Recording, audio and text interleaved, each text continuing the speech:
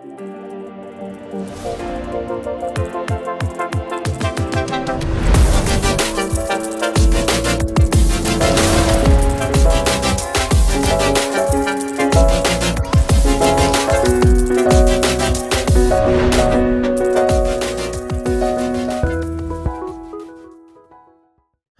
and welcome to One Talk Show.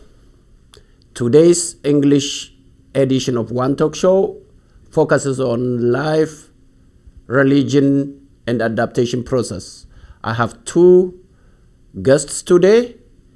My first guest is Father Marc Boulos, and the other guest is Dr. Richard Benton.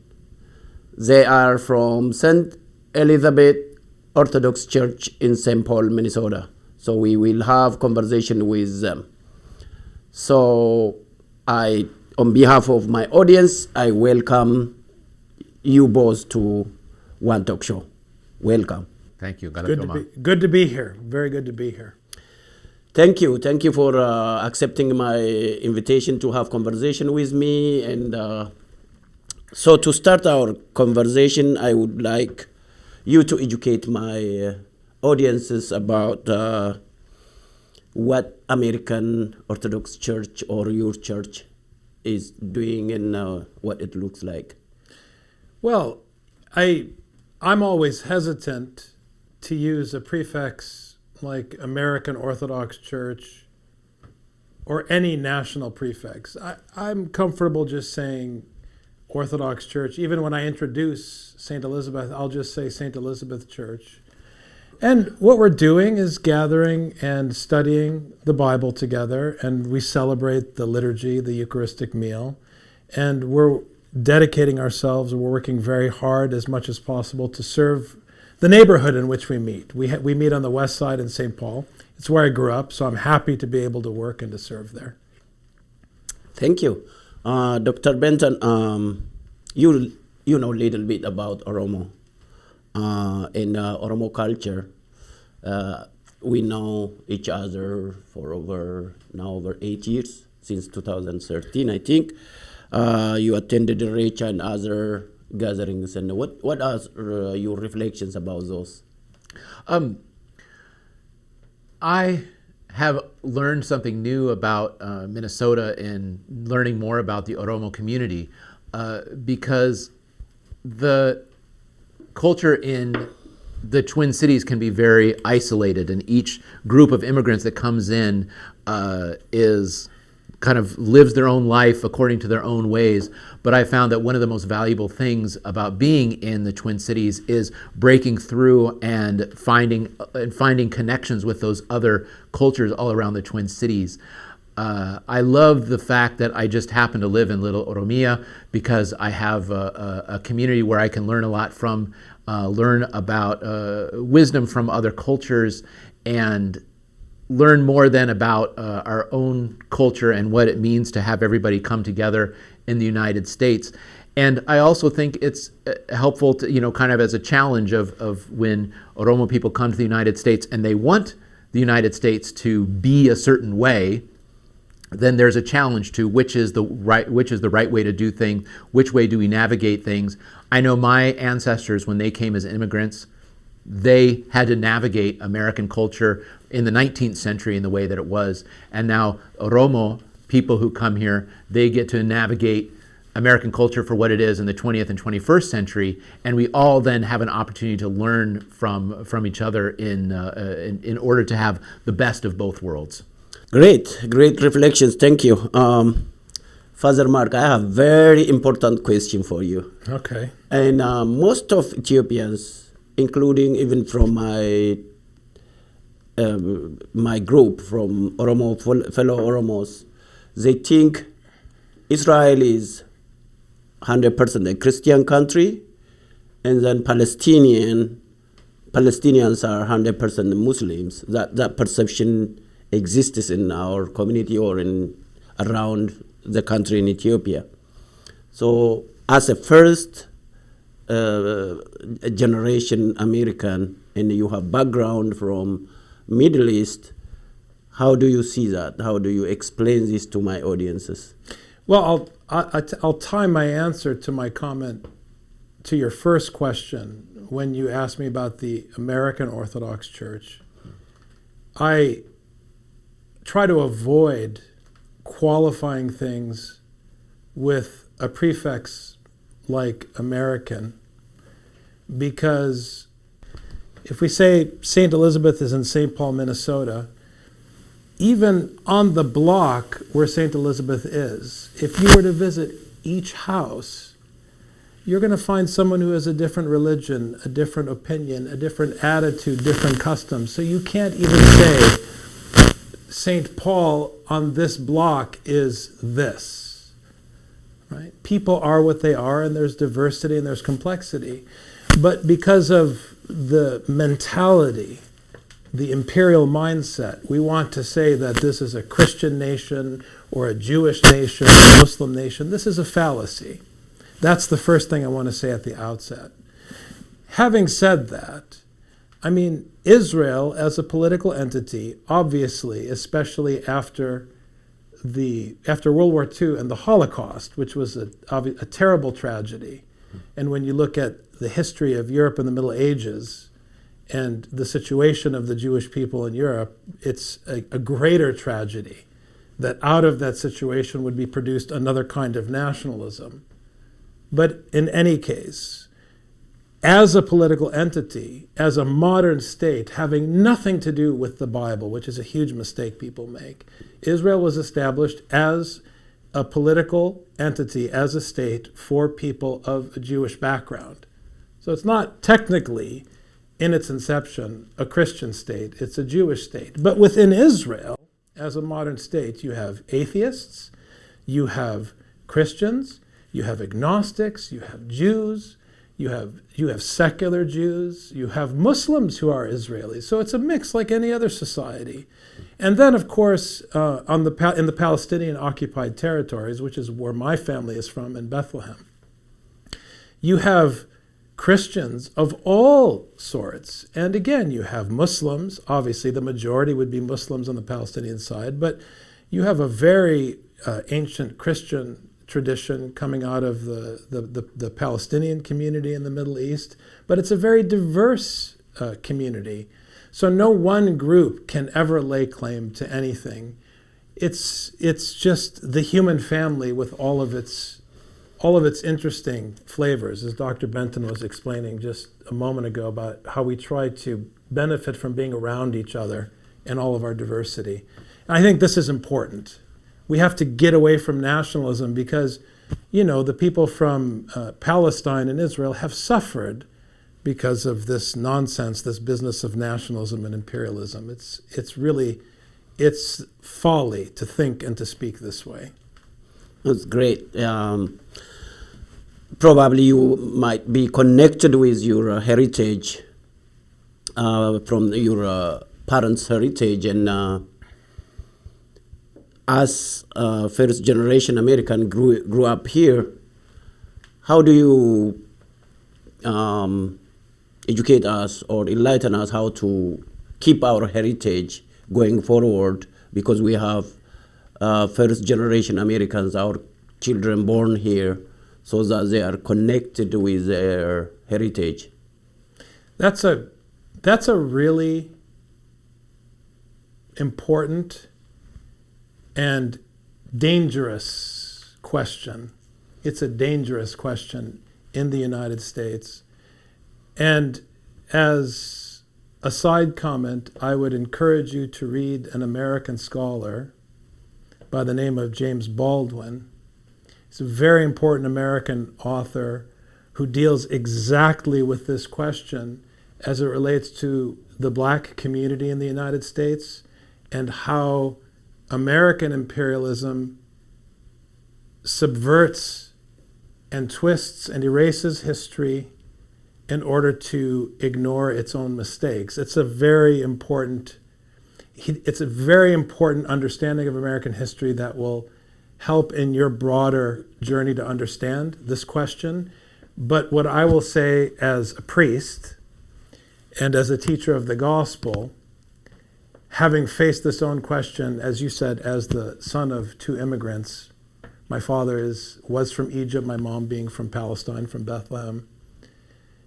Everybody, when they encounter the pressure of individualism and the pressure of what Baldwin would call whiteness,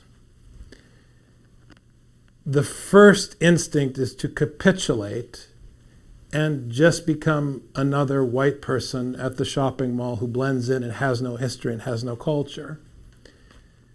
The other instinct is to react against it and to emphasize your culture in order to preserve it. But honestly, both reactions won't work.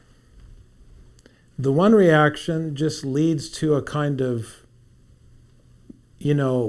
emptiness that we see people suffering from in this society. The other leads to just a kind of reaction against that isn't sustainable with its own energy. It shuts you off from the world around you, and it doesn't bring education and enlightenment to your children, and it can't sustain itself. So you can try to build up your Oromo culture and put all your energy into sustaining it, but it won't work. You can't sustain it just by sheer inertia, because you're not in Ethiopia anymore, you're here. It's a different land, it's a different situation. The only way forward is actually the pursuit of knowledge. It's not history ultimately and heritage that will save your children, it's education. And here, as a priest, for those, actually, whether one is Muslim or Jewish or Christian, for all three religions in the Ethiopian Oromo community, the Psalms are an authoritative text. I would hearken to Psalm 78, where the Lord warns against looking to your fathers, because your fathers rebelled against the Lord. You should look to the wisdom of the Lord. That's the heritage. And so what I would say to you is, if there is a way that you could help your children, you teach them languages, you teach them literature, and if you want to preserve the heritage, teach them the Oromo language and the Oromo literature, but not to preserve Oromo per se, but to share knowledge. Teach them scripture in the Oromo language, but make it about the knowledge that you're sharing, and teach them any kind of knowledge. Encourage them to pursue knowledge. Steer them away from the lie of modern commercialism that education is for the acquisition of wealth. Steer them away from this, because ultimately it's not about the Oromo heritage or the American heritage or the Palestinian heritage or identity. It's about the shared human heritage of knowledge and wisdom for the sake of the common good. And in that, they will find the value of the Oromo history, but also the value of, as Richard said, the family of histories and cultures that we share. I don't know, Rich, if you want to add to that or if you have other thoughts. I know that there's always this tension in every single generation in the United States. My own family went through this tension. I see it around me in families going through this tension. I know this is always the case. Am I African? Am I Oromo? Am I Ethiopian? Or am I American? How do you work for the common good? And the common good looks different here in the United States than it does in Ethiopia. Or depending on where you are in Ethiopia, the common good is always going to look different.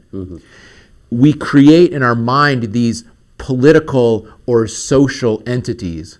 But really, who lives on your street? Who works in the cube next to you? Who are your kids' classmates? That's the common good. So one of the things that I learned in my work with Father Marc is that your children have an ability to see things differently. They can see things from an American point of view, and they can see things from an Oromo point of view. Yes. And the question of Oromo or American is incorrect. It's neither and both. But there's a wisdom that comes from being able to see both sides. James Baldwin, whom Father mentioned, before he was really able to write his most important things, left and lived in Paris, and then came back to the United States and was writing. Being able to see both sides is very important, because really getting to that nub of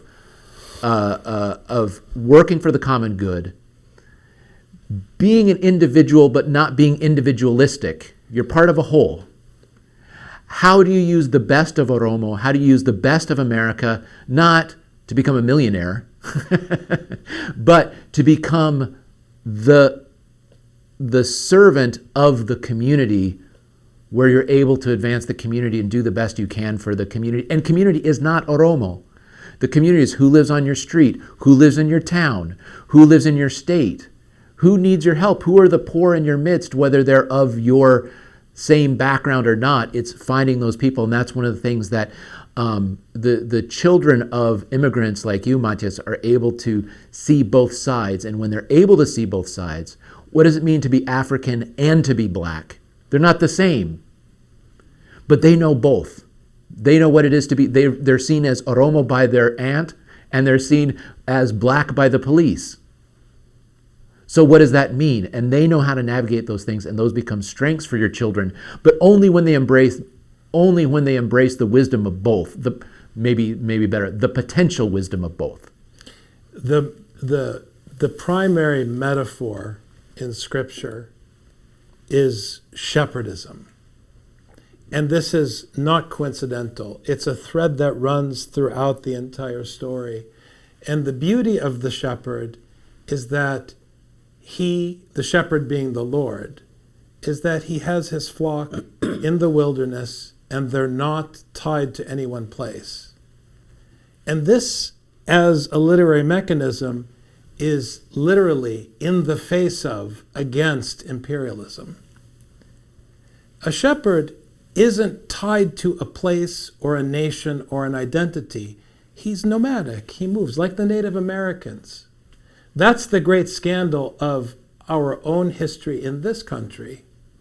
And it is an offense to God, because the ones who wander the land are in God's care. The ones who try to control the land are working against God's intention. Right? And so when you try to control your heritage and preserve it, you're already trying to take control of something that's a gift that doesn't belong to you. You love your Oromo heritage. You didn't make it. You didn't earn it. You received it. Yeah. You can't make it. Yeah. You know what I'm saying? Actually, I have a follow-up question with that. As a religious leader, or as just for the sake of humanity, how do you reflect on human justice, freedom, and equality? So you mentioned Native Americans, and we refer to Oromos or any other immigrants as a minority. So there is a question of justice, equality, and freedom. I mean, justice, equality, and freedom, this is the framework of the one who brings the sword. For me, the framework is the framework of Scripture. And in Scripture, the evangelist criticizes Caesar by presenting the story of the execution of Jesus. So for me, it's not a question of my freedom or justice for me. It's a question of me putting myself in a position of weakness, in a position that's lower than the one who would oppress me.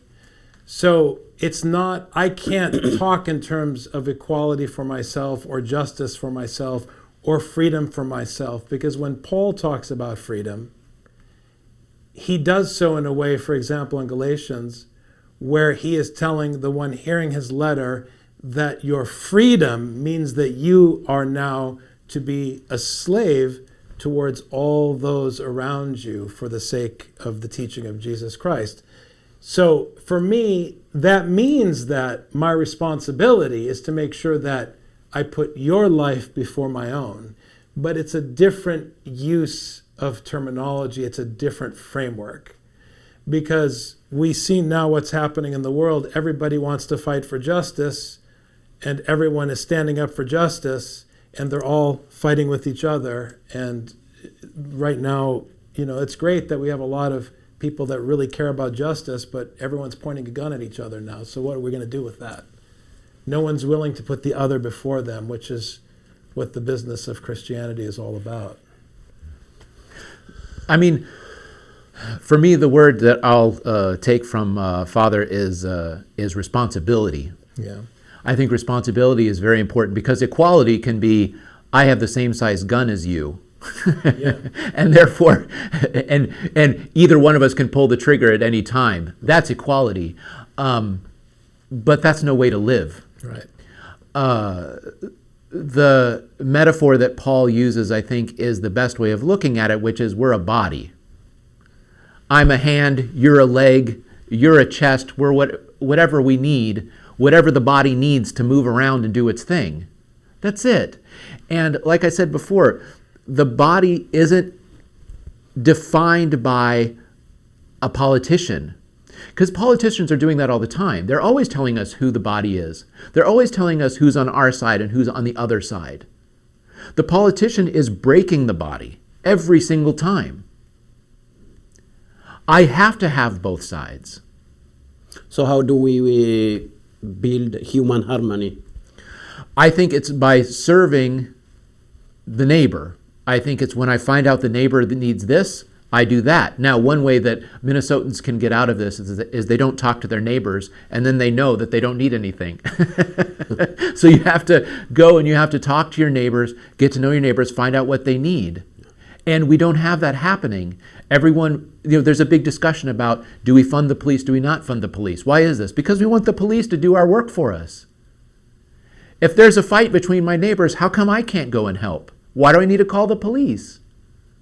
Now, if it's dangerous, I understand. If they're shooting at each other, okay, I understand.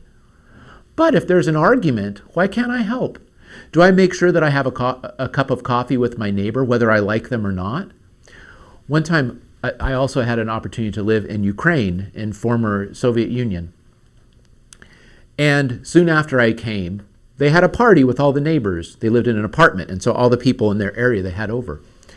And so I started talking about their friends, and they said, oh, no, those aren't our friends, those are our neighbors. They didn't even like them. But they invited them over to the party because that's what you do.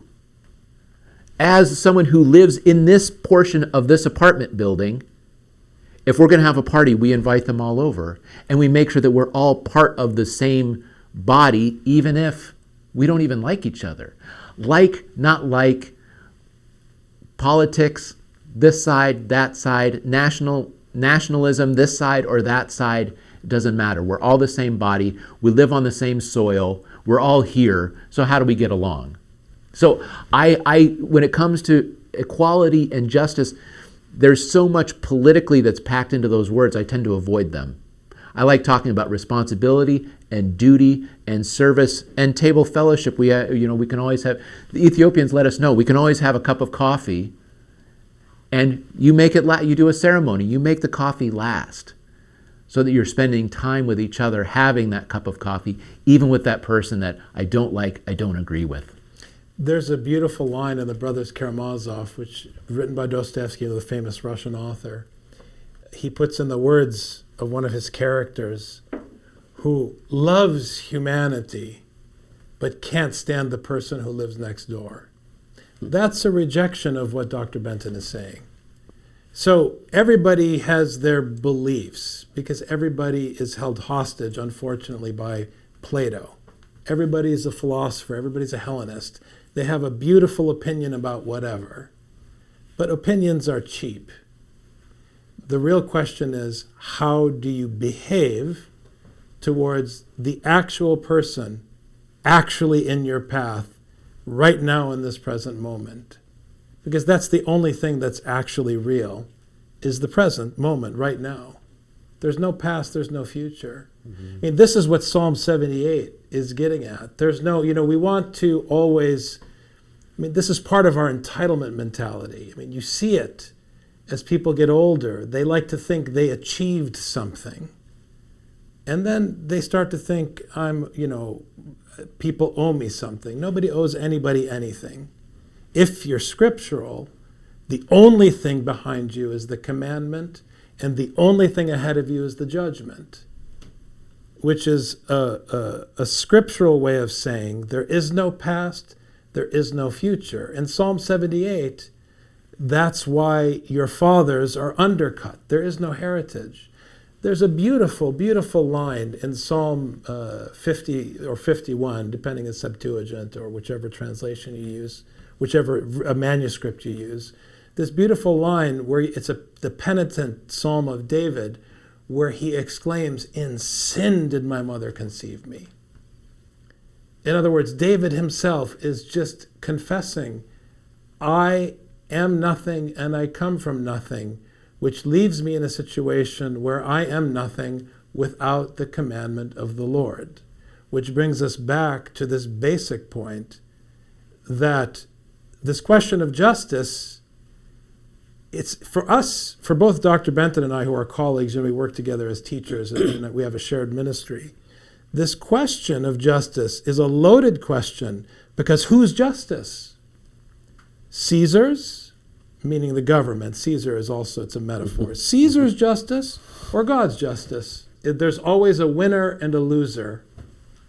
But if it's God's justice, I'm always the loser. And if I'm always the loser, if I'm always the one who's under the judgment of his will, then there's no possible way that I can fancy myself your victim and justify an action against you. And we all know that every civil war is somebody saying, poor me, it's their fault. That's exactly what's happening, for example, between the Israelis and the Palestinians. Now, whatever my personal opinion is about the Israeli-Palestinian conflict, as a disciple of Jesus Christ, I have no justification whatsoever to blame anyone for anything whatsoever.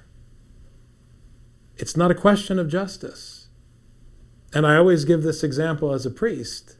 If my children are fighting, they know that if I get involved, I'm not going to deliberate to see which child was correct and which child was incorrect. No way.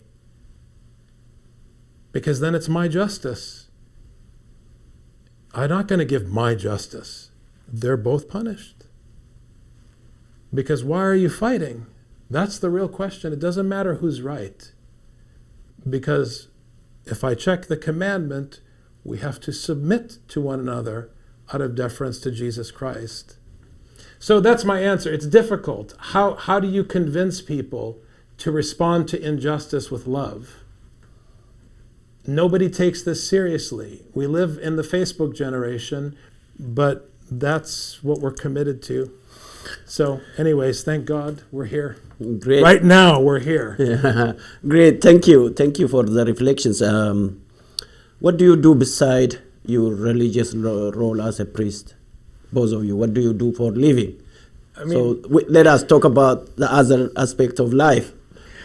So, I work in technology. So I work in technology. I work with computers, and actually, we both work in computers. Yeah, together, we both work in IT, and learning. One of the main things that we like to do and working together in IT and technology is actually the human side. How do you get human beings to work better? How do you get human beings to work better together as human beings, as a team? Yeah. How do you get people to communicate with each other? Because it's a very sad thing to see people who are raised with no Facebook and no email, and now the only way they want to communicate with each other is by email and by Facebook. Yeah. People don't want to pick up the phone to call each other, even though that's how they can get things done. So one of the things that we focus on all the time is when you see someone is having a problem, how do you get to the point so that their problem is solved? And how do you go even farther to make sure they don't have that problem again in the future? But really, it's a ministry of service. Whether you're doing IT or you're doing the gospel, it's all doing the gospel. I ask this question because, probably including myself, most people might think priestess doesn't have any other careers other than, preaching and teaching the gospel. So that's why I Well, asked you about. I mean, it depends on your situation. In my case, St. Elizabeth is a very small church. So I work, and we do what we can to survive, to support our families. But, thank God, I have good friends and coworkers and a beautiful community and a beautiful family. I have everything to be thankful for, and I enjoy my work. I enjoy the ministry, and we just, like everybody, we do what we can to get through life. Yeah, probably both of you born outside of Minnesota and moved here. What do you like about the cultural diversity of Metro Minnesota, the Twin Cities? So, as I said, my parents were born in the Middle East. I was born in Minnesota. I like specifically the West Side in St. Paul. I would say that the West Side in St. Paul is a community that is unique within Minnesota. It's its own world. And this is something I didn't realize until I lived outside of Minnesota and then came back. And then eventually landed back on the West Side with St. Elizabeth and my ministry now on the West Side. So I would say that I feel specifically at home on St. Paul's West Side, not so much in Minnesota. I live in Minnesota, but the West Side is in a way my holy land, if I could say that, for what it's worth. That's great. Favorite food from ethnic background? Matthias, I'll Dr. Matthias, it's. I don't want to insult anybody, but I love. You tease me something. You call it Abu Misr sometimes because I just like to have. I like Ethiopian lentils. So budena and misr. I could live. I'm like a monk. I can live off budena, misr, and bunna. So that's my favorite. How about you, Father Marc? What's my favorite food? At my age, it's probably just a protein shake. Yeah. Anything to add before we conclude our conversation? I would just say, because I'm one-track minded, and believe me, it comes from a deep and serious commitment, because I understand this culture. I do. And I have seen what it does to families. I've seen how it affected my own family, my extended family. I've seen how, even just my partnership with Dr. Benton, I see what it's doing to immigrant communities now. Please be committed not to your heritage, not to your nation, and not to commerce or the acquisition of wealth or success. Be committed to knowledge and education and the common good. Teach your children Oromo. Teach them history, but teach them history in the broadest sense possible, inclusive of Oromo history. But teach them languages, teach them the arts, teach them everything.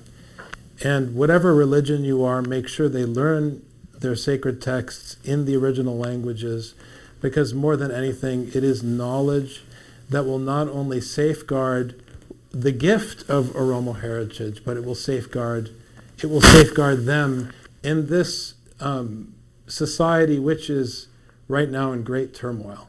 It's in great turmoil. People are trying to pretend it isn't, but and I know every time we see another school shooting or another very morbid and strange and frightening act of violence, we know that something very frightening and dark is going on, and it comes from a kind of nihilism that is born out of greed and ignorance. It's really not complicated. And we have to rededicate ourselves to the pursuit of wisdom and knowledge and the common good. We're just classical scholars in that sense, and we really are committed to this. We're really, really, really deeply committed to this point, and we want to share it with your listeners. Thank you. Great. And thinking about your last question as well, Dr. Matthias, is in the Hadith, in Islam, there's a saying that I made you different nations so that you would learn from each other. And I think Minnesota, I think the Twin Cities has all the opportunities ever for learning from one another. And so I think that we have access to so much. We have Native American history here. We have Somali poetry here. We have Oromo music here. We have German food here. We have so many different things here that we could constantly be learning. We could constantly be learning. And we want to spend time talking about who got a better job and whose kid got a promotion. And we want to talk about money, money, money, money. And the more we can learn about our neighbors and get their wisdom, to own that wisdom, there's so many opportunities. The fact that we have Christians and we have Muslims and we have all different religions here, why not learn as much as we can? And why not teach our children that I'm going to teach you so much, but the rest of the city is going to teach you that much. So be open to constantly be learning, because ultimately the goal is to be of service to your community. So how can you be of service to your community where you find yourself, not an imagined community that politicians came up with? Politicians there are right now. The Oromo community is wonderful in that Christians and Muslims get along with each other. But in each one of those communities, there are teachers who are saying, Christians, you can't trust the Muslims.